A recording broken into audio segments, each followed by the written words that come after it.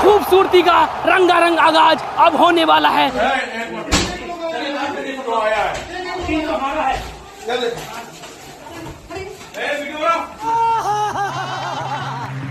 वाह क्या सीन है।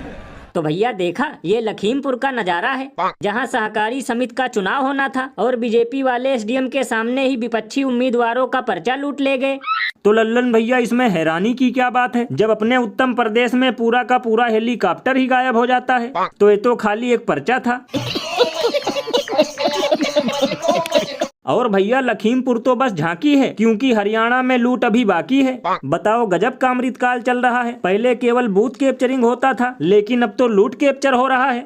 लल्लन भैया मेरे हिसाब से अब बीजेपी का नाम बदलकर बीएलपी कर देना चाहिए, यानी कि भारतीय लूट पार्टी। ये बिल्कुल सही कहा आपने। वैसे भैया शुक्र मनाओ सिर्फ पर्चा ही लूटा गया, वरना ये लखीमपुर है, यहाँ थार से भी आदर सत्कार होता है। गजब बेइज्जती है।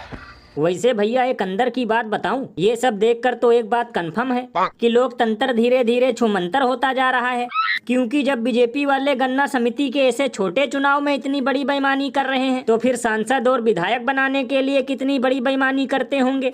लल्लन भैया इसीलिए तो लोग घनघोर बेइज्जती करते हुए ये कहते हैं कि देश का लोकतंत्र हो चुका है टीन के डब्बे की तरह खोखला, जब से देश का चौकीदार बनकर बैठा है गुजराती ढोकला।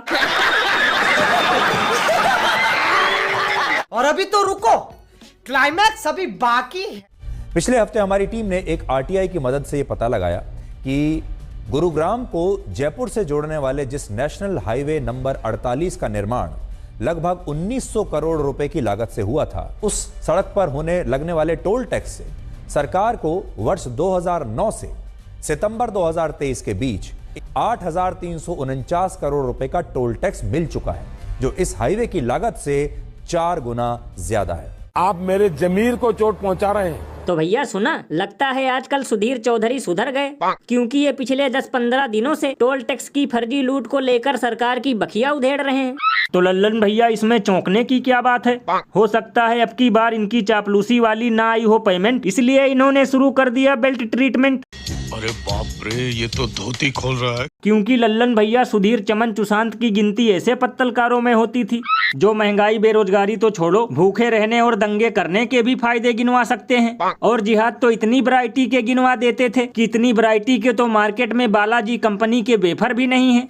ये बिल्कुल सही कहा आपने। वैसे भैया ये भी हो सकता है कि 400 पार का बल्ब फ्यूज होते ही जल गई हो इनके दिमाग की बत्ती, इसलिए करने लगे पत्रकारिता छोड़कर टट्टी।